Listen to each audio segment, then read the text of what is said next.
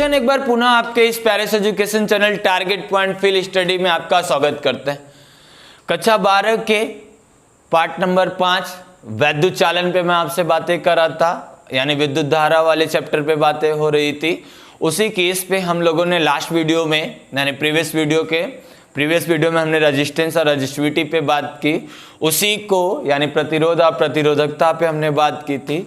उसी को थोड़ा सा आगे आज बढ़ाते हुए हम लोग उसी रेजिस्टेंस और रेजिस्टिविटी पे टेम्परेचर का इफेक्ट देखेंगे, यानी effect on resistance, effect on temperature ना रेजिस्टेंस एंड रेजिस्टिविटी पे। तो यानी हम लोग ताप का प्रभाव देखेंगे किस पे, प्रतिरोध और प्रतिरोधकता पे, यानी आर पे और रो पे हमने बातें की थी। ठीक है, तो उसी केस को थोड़ा सा रिकॉल कराते हुए फिर हम आगे की तरफ चलेंगे। तो हम लोगों ने आर को फाइंड आउट किया था, आर ml अपॉन में n e का स्क्वायर इंटू टाउ का एवरेज इंटू a। हम लोगों ने ये चीज़ें वहाँ पे फाइंड आउट की थी, जहाँ पे हमने आपसे कहा था कि यदि हम चालक और ताप से नोन हैं या ताप को जानते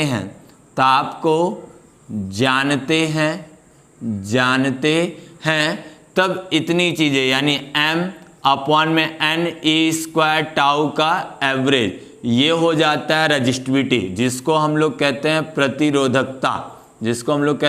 प्रतिरोधकता, यानी ये कांस्टेंट हो जाता है।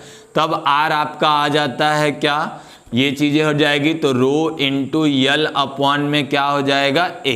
इस तरीके का फॉर्मूला मिलेगा, जहाँ पे ये आपका हो गया रेजिस्टिविटी L लेंथ और ये इन सब चीज़ों पे, और यहाँ पे रेजिस्टिविटी का एक फॉर्मूला मिलेगा rho equal to Yama upon में n e स्क्वायर टाउ का क्या हो जाएगा एवरेज। तो इन दोनों फार्मूले को आपको ध्यान में रखना है और इन दोनों फार्मूले पे ही मैं आपसे डिस्कस करने वाला। चलिए इनके पहले इंट्रोडक्शन की बात, इनको इंट्रोडक्शन कर लेते हैं, इन पे छोड़ने वाले यूजेस का, यानी कौन कौन से पार्ट्स हैं इसमें, क्या क्या एलिमेंटल प्रॉपर्टी यूज हुई है, उन सब चीज़ों को हम लिख लेते हैं। तो यहाँ देखो m की बात कर ले तो m क्या है, मास ऑफ इलेक्ट्रॉन, यानी इलेक्ट्रॉन का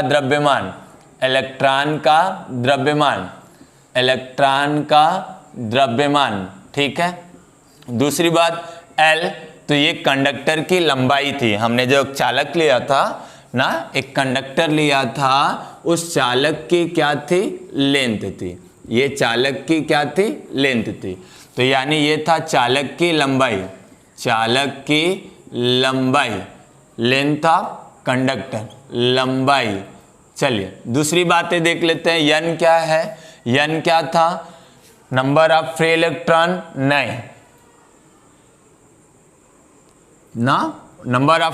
नहीं, पर यूनिट वॉल्यूम पर, यानी number of free electron per unit volume, यानी इलेक्ट्रॉनों की संख्या प्रति मीटर क्यूब में, यानी प्रति एकांक आयतन में इलेक्ट्रॉन की संख्या। और E क्या था, इलेक्ट्रॉन का आवेश, यानी आप चार्ज कह सकते हो, चार्ज ऑफ इलेक्ट्रॉन लिख सकते हो, इलेक्ट्रॉन का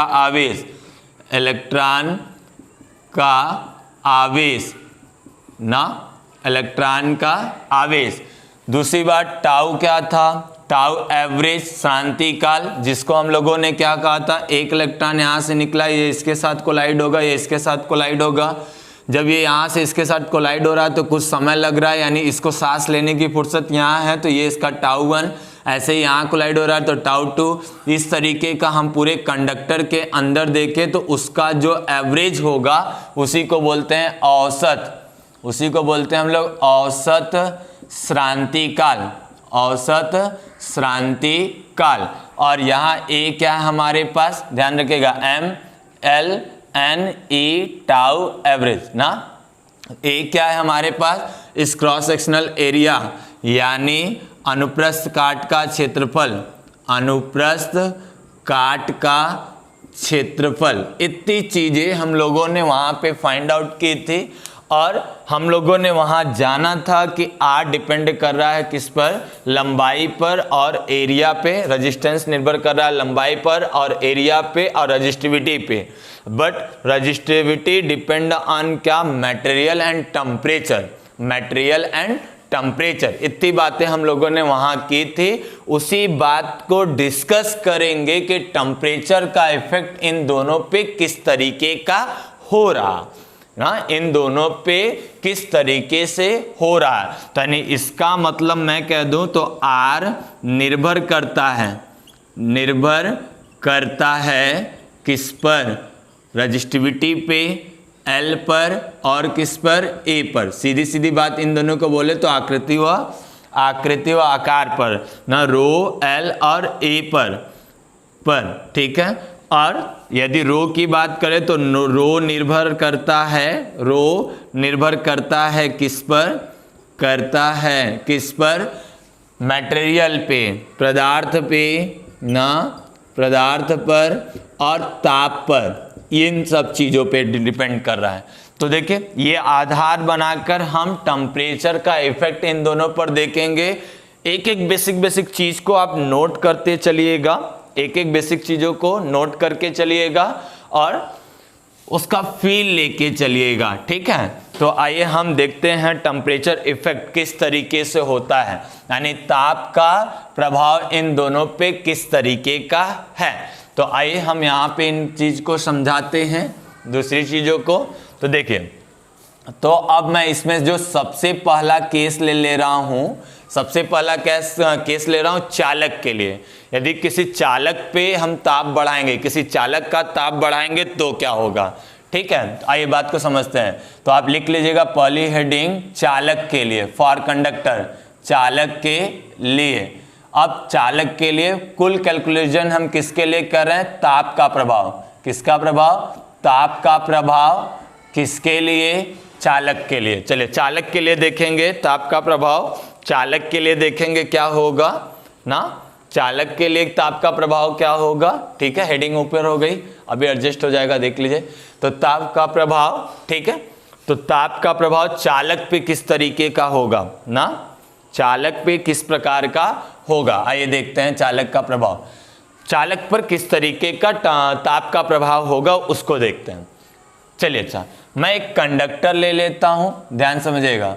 एक कंडक्टर लिया और इस कंडक्टर में कुछ इसी तरीके का सबका कंट्रीब्यूशन है। इस तरीके का कंट्रीब्यूशन है कि मास ऑफ इलेक्ट्रॉन m है ना, चालक की लंबाई L है, n इलेक्ट्रॉनों की संख्या पर यूनिट वॉल्यूम पे इलेक्ट्रॉनों की संख्या n है, इलेक्ट्रॉनों का आवेश E है, यानी इलेक्ट्रॉन का आवेश, और औसत शांति काल टाउ, एवरेज अनुप्रस्थ काट का क्षेत्रफल है।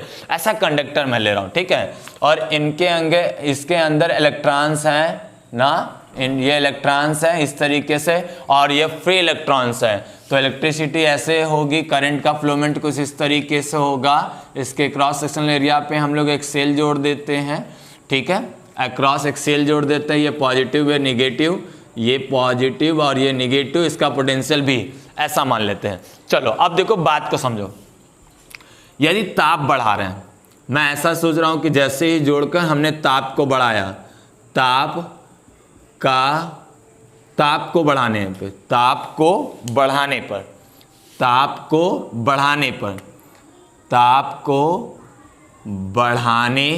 पर बात को समझिएगा।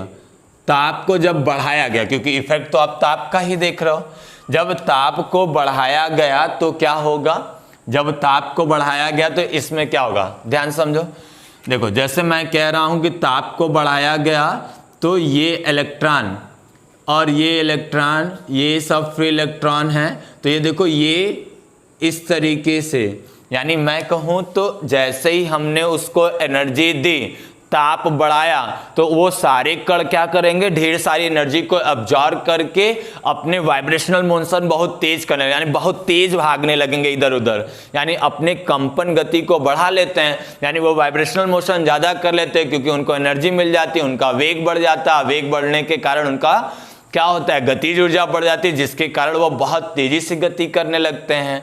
यानी वह जैसे ही एनर्जी को, जैसे ही हमने ताप बढ़ाया, तो ताप बढ़ने के परिणाम स्वरूप ताप बढ़ने के परिणाम स्वरूप उनकी कंपन गति तेज होने लगी। सोच के देखो कि जैसे हमने कंडक्टर को, जैसा कि अभी तक हम लोग पढ़ते आ रहे हैं कि एनर्जी बढ़ेगी यानी टेम्परेचर बढ़ेगा, टेम्परेचर बढ़ते ही वो कण बहुत तेजी से रैंडम मोशन करने लगेगा यानी जिग जैग के रूप में इधर उधर मोशन करने लगेगा। यानी मैं सीधी सी बात करूं तो ताप बढ़ने पे सबसे पहले इन कणों पर, चालक के कणों पर क्या होता है, इनकी कंपन गति यानी वाइब्रेशनल मोशन बढ़ जाता है। तो इनकी बातें सबसे फर्स्ट एंड फॉल क्या होती है कि इनकी कंपन गति अधिक हो जाती है, कंपन गति अधिक हो जाती है। जब ये कंपन गति अधिक होता है तो हम लोग यह देखते हैं कि ऑटोमेटिक कोलिजन बढ़ जाता है। ऐसे देखो तभी ये जाके ये फटाक से जाएगा, ये फटाक से जाएगा, ये जल्दी जाएगा, फिर ये जल्दी जल्दी होने लगेगा। इस तरीके से बार बार ऐसे गति करने लगेगा। यानी इसमें दूसरी बात आती है कि कोलिजन बढ़ जाता है, संघट अधिक हो जाता है। ध्यान से देखना। तो अब कोलिजन बढ़ गया। जब ये कोलिजन बढ़ेगा ना, ये देखो वाइब्रेशनल मोशन बढ़ी, ऐसे ऐसे भाग रहा है, बहुत तेजी से भाग रहा है इधर उधर, और फिर जिसके कारण वो बार बार एक दूसरे से टकराएगा। जब टकराएगा तो उनका क्या बढ़ेगा, कोलिजन बढ़ेगा यानी टक्कर बढ़ेगा। अब देखो कोलिजन बढ़ेगा तो इनके साथ एक काम हुआ, जब ये कण इनके पास जा रहा था तो इनके पास थोड़ा टाइम लग रहा था, फिर ये इनके पास आ रहा था, कुछ टाइम लग रहा था। लेकिन जैसे ही हमने ताप बढ़ाया तो ये कण फटाक से इसके पास जाएगा, फटाक से इसके पास, फिर इसके पास, फिर इसके पास, यानी वो बहुत तेजी से इस तरीके से जाने लगेगा, ऐसे मोशन करने लगेगा। बात समझ रहा, बहुत तेजी वाला मोशन करने लगेगा।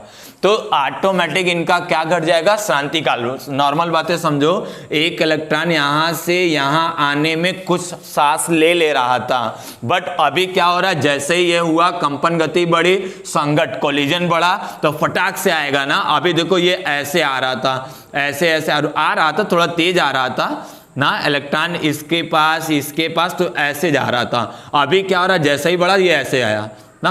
हमारी स्पीड को देखो, अभी क्या हो रहा है, इलेक्ट्रॉन इसके पास गया, फिर इसके पास आया, फिर इसके पास आया। अभी क्या होगा, जैसे ही इसकी स्पीड बढ़ेगी तो फटाक से आएगा ना, इस तरीके तुरंत आएगा। तो शांति काल क्या हो गया, घट गया। तो यानी जैसे ही श्रांति काल घटेगा, श्रांति काल क्या हो जाएगा, घटेगा। तो यहाँ पे आप लिख सकते हो श्रांति काल कम होगा मतलब टाउ एवरेज का मान घट जाएगा। और टाउ एवरेज का मान जब घटेगा, ध्यान दो, टाउ एवरेज का मान घटेगा तो ये घटेगा तो ये बढ़ेगा, ये घटे, अब देखो ये घटेगा तो बढ़ेगा, ये भी घटेगा तो ये क्या हो जाएगा, बढ़ेगा ना। ये घटा तो ये बढ़ेगा, ये घटेगा तो ये बढ़ेगा ना। तो यानी ऑटोमेटिक यह देखने को मिलेगा कि आपका प्रतिरोध और प्रतिरोधकता दोनों बढ़ जाती है। यानी प्रतिरोध भी अधिक हो जाएगा, प्रतिरोध भी अधिक होगा, और रजिस्टिविटी भी, प्रतिरोधकता भी अधिक होगी। यानी इसका मतलब कि यह दोनों, यानी R का मान भी बढ़ेगा एंड रो का मान भी क्या होगा, बढ़ेगा। ये देखो ताप बढ़ने के कारण हुआ, ठीक है। ये बात समझ में आ रही है। अब देखो ये तो इसका फर्स्ट पार्ट हुआ कि एक कंडक्टर के अंदर साथ साथ में ये हो रहा है। हमने कल आपसे बात किया था प्रभाव ये डालते हैं और ये डालते हैं, तो ना ताप बढ़ने पर ये प्रभाव डालते हैं ये। अब देखो कंडक्टर के अंदर एक पार्ट और उपस्थित है, इसका एक भाग और है, यानी दो भागे प्रभाव डालती हैं। किसका प्रभाव सबसे ज्यादा होगा उसी के कारण काम होगा। तो अब यदि मैं इसके दूसरे पार्ट को दिखाऊं तो देखो ये इसका पार्ट ए था ना, मैं इसको दिखाऊं तो ये पार्ट ए था, भाग एक था। तो ये भाग एक को हमने दिखाया, ए को दिखाया। यदि मैं इसी तरीके से बातें आपसे करूं कि यदि भाग दो को दिखाऊं, यदि मैं इसी जगह से भाग दो को दिखाऊं तो देखिए भाग दो को क्या, जैसे ही हमने क्या किया, जैसे ही हमने इनको एनर्जी दी तो ये आयनाइजेशन शुरू कर लेंगे, यानी आयनित होने लगेंगे ना, यह क्या करेंगे, जैसे ही हमने इनको टेम्परेचर दिया तो यह आयोनाइजेशन करने लगेंगे, आयनित होने लगेंगे। तो पर यूनिट वॉल्यूम पे उनकी संख्या, आयनों की संख्या या इलेक्ट्रॉनों की संख्या क्या होने लगेगी, बढ़ने लगेगी। इलेक्ट्रॉनों की संख्या क्या होने लगेगी, बढ़ने लगेगी। बात ध्यान देना, यहाँ पे हमने किया कि जैसे ही ताप बढ़ाएंगे तो इनके पर यूनिट वॉल्यूम पे, यानी मैंने इनका ये छोटा सा हिस्सा लिया पर यूनिट वॉल्यूम का, तो यहाँ पे यानी मैं एक छोटा सा ऐसा क्यूब काटा इनके अंदर, तो यहाँ पे जो इलेक्ट्रॉनों की संख्या थी वो आयनाइजेशन के कारण, आयनन के कारण, यानी इसमें क्या होने लगेगा, आयनन। पहला काम क्या होने लगा, आयनन होने लगेगा। आयनन होने पर अब ये आयनन होने लगा, और जब यह आयनन होगा तो इनमें प्रति एकांक आयतन पर n का मान मतलब इलेक्ट्रॉनों का मान, ऐसे लिख लो, इलेक्ट्रॉनों का मान ना, संख्या, मान नहीं, संख्या, ऐसे लिखो, इलेक्ट्रॉनों की संख्या क्या होने लगेगी, बढ़ने लगेगी, यानी बढ़ने लगेगी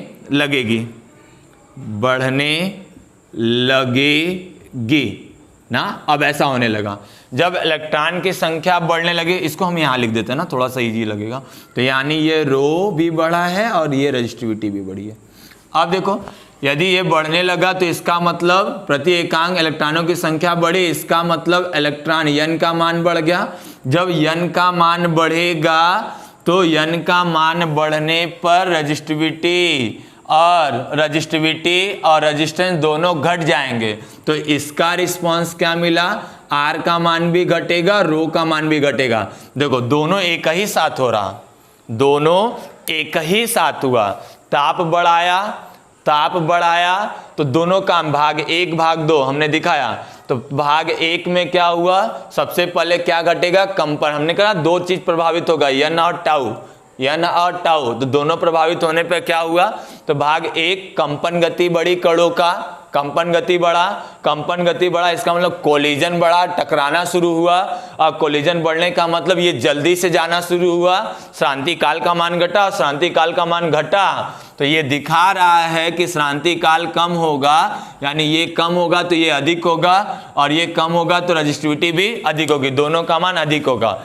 लेकिन अब देखो दूसरे भाग में मैं क्या करा, टेम्परेचर बढ़ा तो ये कण कंडक्टर के अंदर उपस्थित सभी कण इलेक्ट्रॉन यानी क्या करने लगेंगे, आयनाइजेशन करने लगेंगे, यानी ढेर सारे इलेक्ट्रॉन, बहुत तेजी से इलेक्ट्रॉन बाहर निकलने लगेंगे, क्योंकि ये तो बहुत स्वतंत्र अवस्था में होते हैं। टेम्परेचर बढ़ा, ये छोड़ के बाहर टहलने लगे, इनको टहलना पसंद है, तो ये बाहर टहलना शुरू कर देंगे, ज्यादा संख्या में मिल लेंगे, यानी n का मान अधिक हो जाएगा। और जब n का मान अधिक होगा, ध्यान दो, n का मान अधिक होगा, ये चीजें n का मान अधिक होगा तो R का मान घट जाएगा, और रेजिस्टिविटी यानी रो का मान भी घट जाएगा। तो देखो दोनों मान घट गया।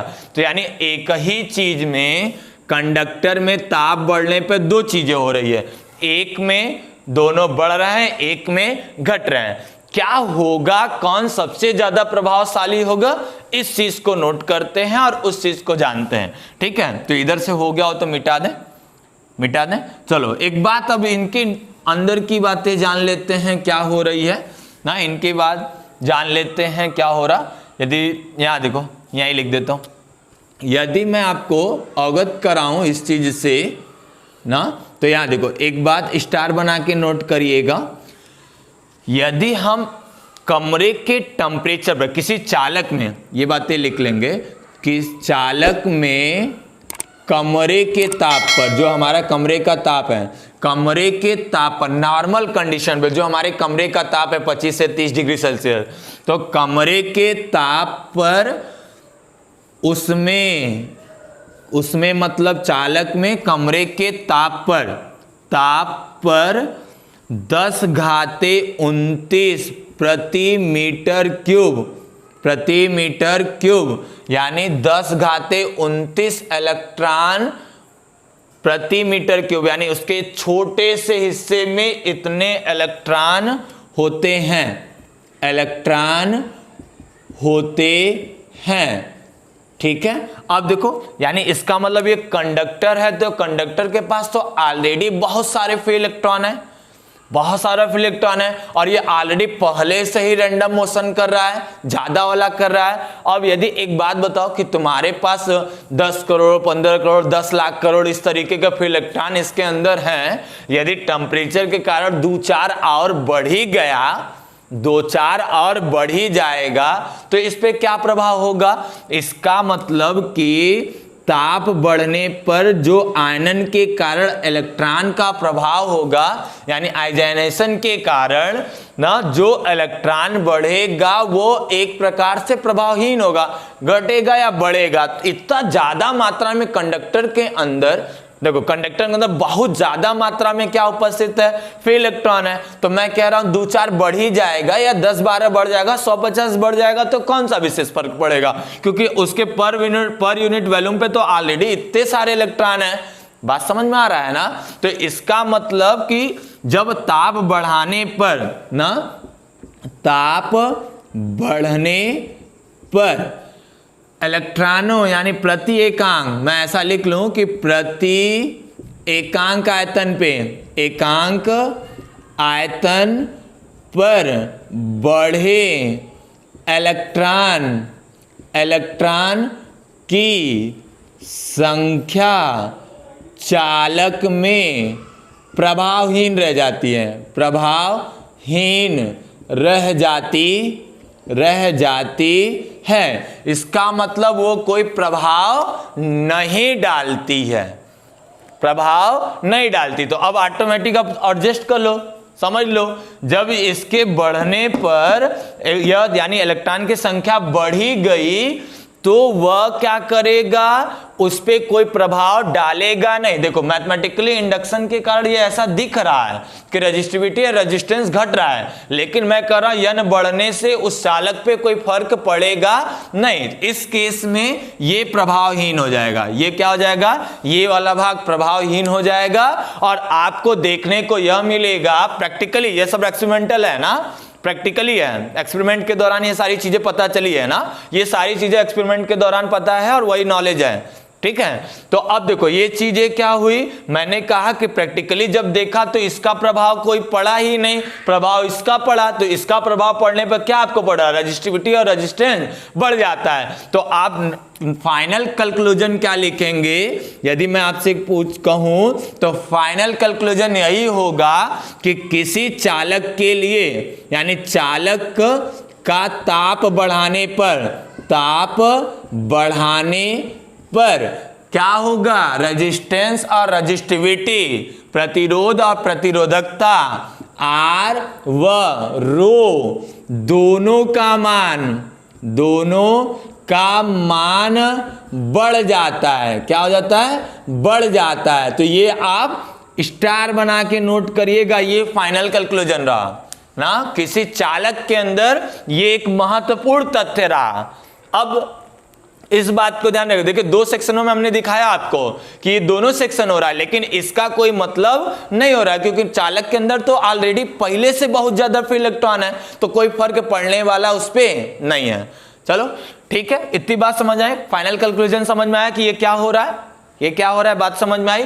चलो अच्छा, अब दूसरा बात, हम अचालक, मैं सेमीकंडक्टर के लिए ले लूं, यदि मैं सेमीकंडक्टर के लिए अर्धचालकों पे ये कैसे हो रहा है उसको देख लेता हूं ना। आज मैं उसी फैक्ट के बारे में बातें कर रहा, तो यदि इस फॉर्मूले को मैं थोड़ा ऊपर लिख लेता हूं क्योंकि इस फॉर्मूले का यूज है, चलिए मैं यही लिख लेता हूं। तो रो इक्वल टू यहां पे क्या है, यम अपॉन में एन ई स्क्वायर टाउ का क्या हो गया? एवरेज। इसको यही लिख लेते हैं और बाकी चीजों को मिटा देते हैं, ठीक है। तो यहां देखो ये बात है, तो इनके अनुसार अब हम देखेंगे क्या हो रहा। ये देखो फाइनल स्टेटमेंट था इनके लिए। अब देखो मैं सेमीकंडक्टर ले रहा हूं तो क्या होगा, नोट कर, पॉज करके आप लोग नोट कर लिया कीजिए, ठीक है। हालांकि नोट कर लीजिए, अच्छा इसको नोट कर लीजिए, पहले नोट कर लीजिए इसी चीज को। चालक के लिए अभी हमने ताप का प्रभाव चालक पे दिखाया, सेमीकंडक्टर पे आप दिखा रहे हैं, तो नेक्स्ट हेडिंग आपकी रहेगी सेमीकंडक्टर यानी अर्धचालकों पे। अर्धचालक पे क्या प्रभाव होगा, अर्धचालक पर क्या प्रभाव होगा, यानी अर्धचालक के लिए ऐसा लिख लो, अर्धचालक के लिए। तो अर्धचालक पे क्या इनका रिस्पॉन्स होगा वो देखेंगे, पहले इसको नोट कर लीजिए सभी लोग।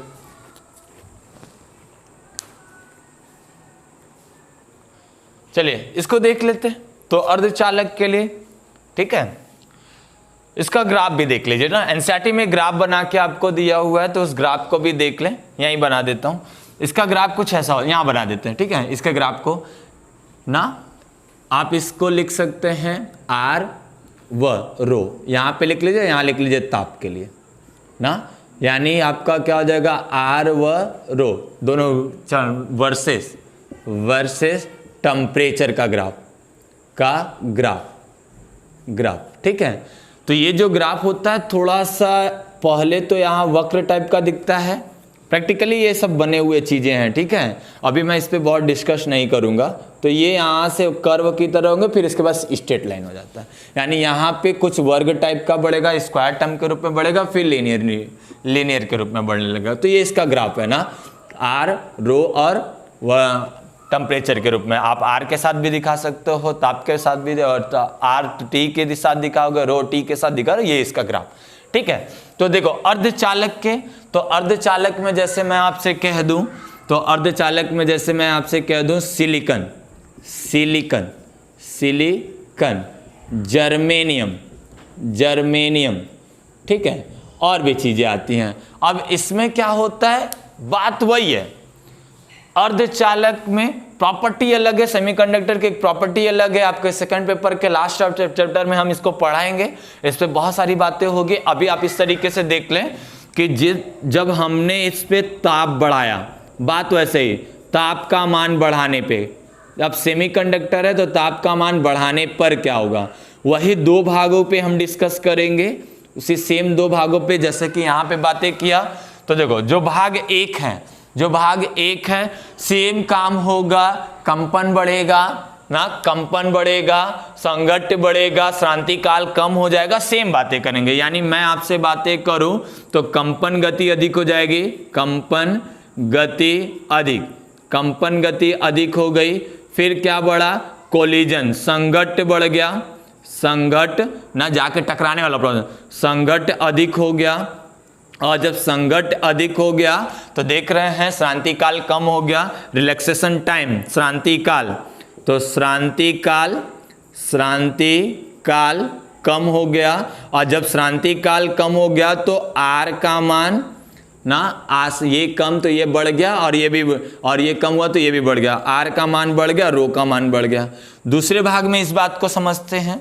दूसरे भाग में, यदि दूसरे भाग में भी सेम काम, आयनाइजेशन शुरू होगा, आयनन शुरू होगा, ठीक है, ये क्योंकि इसमें डोपिंग होती है, डोपिंग है, तो आयनाइजेशन इसमें भी होना शुरू होगा, क्योंकि आप क्या करते हो, इम्प्योरिटी के रूप में टेट्रावैलेंट या ट्राइवैलेंट तत्वों को मिलाते हैं इसके अंदर। सिलिकॉन और जर्मेनियम के अंतर्गत हम लोग क्या करते हैं, टेट्रावैलेंट और ट्राइवैलेंट जैसे एटम को मिलाकर डोपिंग करते हैं। तो उस डोपिंग, ये सारी चीजें हम वहां पे डिस्कस करेंगे, ठीक है। तो आयनाइजेशन होने लगता है, होने पर अब बात सब सेम होने वाला है। तो इनका क्या होगा, पर यूनिट वॉल्यूम पर क्या हो जाएगा, पर यूनिट वॉल्यूम पे इलेक्ट्रॉन की संख्या बढ़ जाएगी, इलेक्ट्रॉन की संख्या अधिक हो जाएगी। जब ये अधिक होगा तो n का मान अधिक हो जाएगा, तो n का मान अधिक होगा तो जाहिर सी बात है कि r का मान कम हो जाएगा, रो का मान कम हो जाएगा। बात सब वही हुई, हमने कहा बात दोनों भाग सेम होना है, दोनों भाग सेम होना है। अब मैं आपसे बस ये कहने वाला हूं कि यहाँ रिस्पांस किसका ज्यादा होगा। जैसे यहाँ पर रिस्पांस ये ज्यादा कर रहा था, ये नहीं हो रहा था, सेमीकंडक्टर में रिस्पांस कौन ज्यादा करेगा, ये वाला भाग करेगा कि ये वाला भाग करेगा। आइए देखते हैं, इस भाग को देखते हैं। देखो हमारे पास सेमीकंडक्टर है, तो सेमीकंडक्टर के पास पहले से तो कुछ है नहीं, पहले से इनके पास मुक्त इलेक्ट्रॉन है नहीं। मैं क्या करता हूँ, सिलिकॉन और जर्मेनियम जैसे प्लेटों पे ट्राइवैलेंट या टेट्रावैलेंट होल्स के रूप में या कोटर के रूप में, उसी को बोलते हैं ट्राइवैलेंट बनाते हैं तो कोटर्स बनते हैं, चार्ज कैरियर होते हैं, चार्ज को इधर उधर ले जाने का काम करते हैं, जिससे धारा का प्रवाह होने लगता है, ऐसी चीजें। तो देखो होल्स को मिलाते हैं, होल्स के और इलेक्ट्रॉन, ये दो चीजें। होल्स हालांकि इमेजरी फंक्शन है तो उस पर अभी बहुत चर्चा नहीं कर रहा मैं। तो देखो सेमीकंडक्टर, जैसे हमारे पास कोई सेमीकंडक्टर एटम है मान लो ये सेमीकंडक्टर ही है और सेमीकंडक्टर को हमने सेल से जोड़ दिया। अब इसके पास पहले से फ्री इलेक्ट्रॉन जैसा कि कंडक्टर के अंदर था वैसा नहीं है, हमने इम्प्योरिटी के रूप में ट्राइवेलेंट व पेंटावेलेंट तत्वों को मिलाया, जिसके कारण इनके पास कुछ फ्री इलेक्ट्रॉन आए। अब एक बात समझो, अब क्या होगा कि जब हम इनका टेम्परेचर बढ़ाएंगे तो अब इनके पास फ्री इलेक्ट्रॉन नहीं था। जब ये आयनाइजेशन शुरू करेंगे तो अब बात ध्यान देना, इनके पास कम था तो ये कोलिजन वगैरह या रिलैक्सेशन टाइम के लिए नॉर्मल बातें समझो, ये चीजें कम थी तो ये रिलैक्सेशन टाइम फिर भी इतना ज्यादा था। तो अब ये ज्यादा था, यदि ताप बढ़ाया तो ये थोड़ा सा अधिक तेज हुआ होगा, लेकिन अब ये तो भी जैसा कि इनके साथ हुआ, जितना तेज हुआ वो जितना कम हो गया शांति काल उससे थोड़ा अधिक ही होगा। लेकिन जैसे ही हमने इसको गर्म किया, आयनाइजेशन शुरू इन्होंने किया, तो इनके पास भर भर के इलेक्ट्रॉन आने लगे, भर भर के फ्री इलेक्ट्रॉन आने लगे। तो यहाँ पे मैं एक नॉर्मल वे में बात बताऊं, जैसे कंडक्टर में ये नोट था वैसे ही एक नोट आप यहाँ के लिए भी लिख ले। चलिए इसको मिटा देते हैं, यहाँ के लिए भी आप एक बातें लिख लेते हैं, लिख लें, ग्राफ भी मिटा देते हैं, ठीक है। यहाँ के लिए भी एक बातें लिख लें, बातें यह कि सामान्य ताप पर, सामान्य कमरे के ताप पर, सामान्य कमरे के ताप पर अर्धचालक में उपस्थित मुक्त इलेक्ट्रॉन नगण्य के रूप में होते हैं ना, सिग्निफिकेंस इनसिग्निफिकेंस उनका महत्व तो नहीं होता, ठीक है। तो अर्धचालक में उपस्थित मुक्त इलेक्ट्रॉन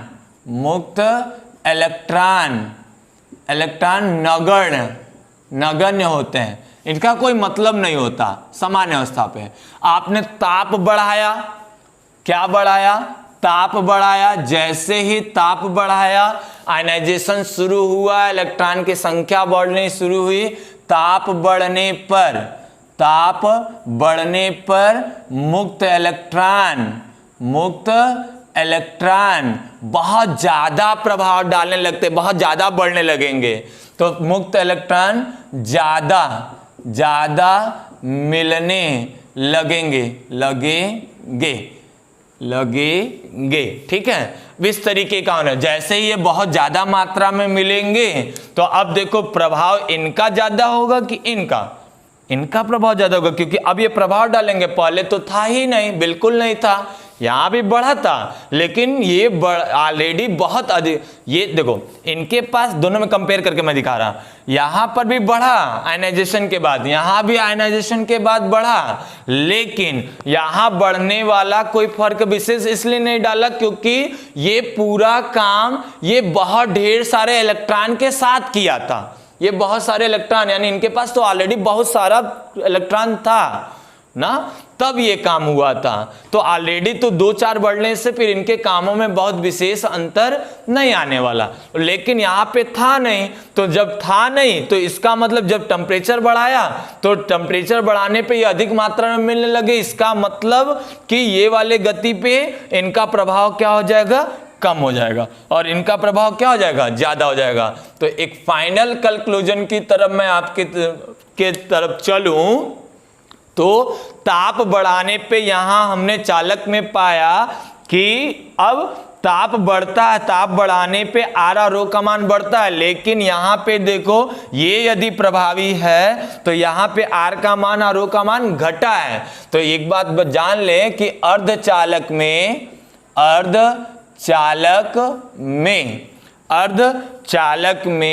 क्या हो जाएगा, हमारा ताप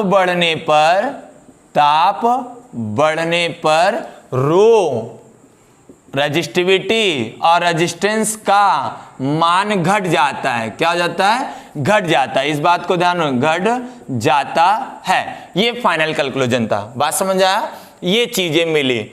अब एक लास्ट बचता है आपका मिश्रित धातु, लास्ट बचता है मिश्रित धातु। इनका जो ग्राफ बनता है कुछ ऐसा बनता है ना, ये आर और यहाँ रो दिखा लीजिए, यहाँ टेम्परेचर, तो ये जो ग्राफ बनता है वो इस तरीके का बनता है। ठीक है, आपका एनसीईआरटी बुक में प्रदर्शित है इस तरीके से, सब प्रैक्टिकल है, एक्सपेरिमेंटल है। ठीक है, तो इन सब चीजों को आप नोट करें, जल्दी से नोट करिए। तो एक लास्ट लेके चलते हैं मिश्रित धातु को। चलिए मिश्रित धातु को देखते हैं। तो मिश्रित धातु पे बहुत ज़्यादा बातें नहीं करना, काम ये 2 सेक्शन पे काम करना है। तो अभी मैं इसको मिटा देता हूँ। ठीक है, पॉज करके आप लोग नोट कर लिया करेंगे। मैं ताप गुणांक पे इस वीडियो में बात नहीं करूँगा ना, ताप गुणांक पे मैं आने वाले वीडियो में, अपकमिंग वीडियो पे मैं आपसे बातें करूँगा। ठीक है, तो अभी मैं मिश्रित धातु पे बात करूँ तो तीसरा आप इसमें भाग कर लेंगे मिश्रित धातु। मिश्र धातु, अब देखो मिश्र धातु के साथ जिसमें आता है नाइक्रोम आता है, मैग्नीन आता है, कांस्टेंटन आता है, इस तरीके की चीजें आती हैं। अब देखो इनका क्या होता है, काम वही है, इनके साथ भी सब कुछ वही होना है। ताप बढ़ने पर सब काम इसी तरीके का हुआ। लेकिन जो ये इफेक्ट था कि ये ज्यादा, यहां देखो कंडक्टर में ये कम था, ये ज्यादा प्रभावित था। अर्धचालक में हमने देखा ये कम, ये ज्यादा प्रभावित है। इनमें जो देखा गया वो यह देखा गया कि आर व रो टेम्परेचर बढ़ने पे बहुत कम इफेक्ट डालते हैं, नियरली 0 के। यानी आर व रो का मान ताप बढ़ने पर नियरली लगभग शून्य प्रभावित होते हैं, प्रभावित होते हैं। अब ऐसा जरूरी भी है। अब जैसे मैं कोई एक्सपेरिमेंट कर रहा हूं, तो एक्सपेरिमेंट करने के लिए मैं एक कापर का वायर लिया, तो कापर का वायर क्या, मैं कोई वायर, ऐसा वायर लेना चाहूंगा जिससे वो क्या होगा, बहुत प्रभावित ना हो ना। कापर का वायर, कोई भी वायर ले लूं तो मैं सोचूंगा कि इसका रेजिस्टेंस और रेजिस्टिविटी ना बढ़े, रेजिस्टेंस और रेजिस्टिविटी ना मिले, इसलिए मुझे क्या होता है, इन ऐसी धातुओं की बड़ी आवश्यकता पड़ती है। तो ये नियरली क्या होते हैं, लगभग शून्य प्रभावित, यानी इन पे बहुत विशेष फर्क पड़ता नहीं है। यानी ताप बढ़ने पर इस प्रकार के धातुओं में कोई विशेष फर्क पड़ता नहीं है, लगभग 0। इसका मतलब मैं आपको सीधा सीधा ये कह सकता हूं, या जो बुकों में लिखा हुआ है, जितना हमने स्टडी किया है उसके दौरान ये बातें कह सकता हूं कि ये धातुओं पर ताप बढ़ने का कोई इफेक्ट नहीं होता, नियरली 0 होते हैं, जिसको ग्राफ में इस तरीके से प्रदर्शित करते हैं। यहाँ रो दिखा लीजिए, और रो और आर, और यहाँ पे टेम्परेचर दिखा लीजिए, ये ग्राफ होता है। तो ये हमने आपको आज बताया temperature effect on register, on conductor, semiconductor and alloy ना, इन तीनों पे दिखाया। और यह टेम्परेचर बिहेव किसको डिफाइन करने के लिए, रेजिस्टेंस और रेजिस्टिविटी को। मैं आगे इसी तरीके से एक ताप गुणांक यानी थर्मल कोफिशिएंट पे बातें करूंगा कि किस तरीके से थर्मल कोफिशिएंट भी काम करता है इनके बीच में। तो वैसे वीडियो के लिए हमारे पास बने रहिएगा, ढेर सारा प्यार बना के रखिएगा। तो नेक्स्ट वीडियो में मैं आपसे मुलाकात करूंगा थर्मल कोफिशिएंट को लेकर। तो आज के लिए बस इतना ही। Thank you, best of luck. घर रहिए, सुरक्षित रहिए, सुरक्षित रखिए। वेबसाइट से आप क्या करेंगे, डिस्क्रिप्शन में लिंक से नोट्स बच्चों ने देखा है, अब और ढेर सारा प्यार भी दिया कि नोट्स से प्रभावित हुए हैं बच्चे। तो अभी आप क्या करेंगे, नोट्स वहीं से मिलेगा, जिस तरीके से जितना अभी मैंने पढ़ा है पहले के लेक्चर में। ये चैप्टर खत्म होने के बाद इसके नोट्स को मैं अपलोड करूंगा। तो अभी इसके पहले के यानी कैपेसिटेंस तक के वीडियो आप पूरी तरीके से नोट्स आपको वहाँ अवेलेबल हैं। और टॉपिक का नाम मैं आपको इसलिए बता के जाता हूँ जिससे कि आप उसको आसानी से देख कर आएंगे। ठीक है, देख कर आएंगे तो बातें ज़्यादा समझ में आएगी। ठीक है, तो थैंक यू।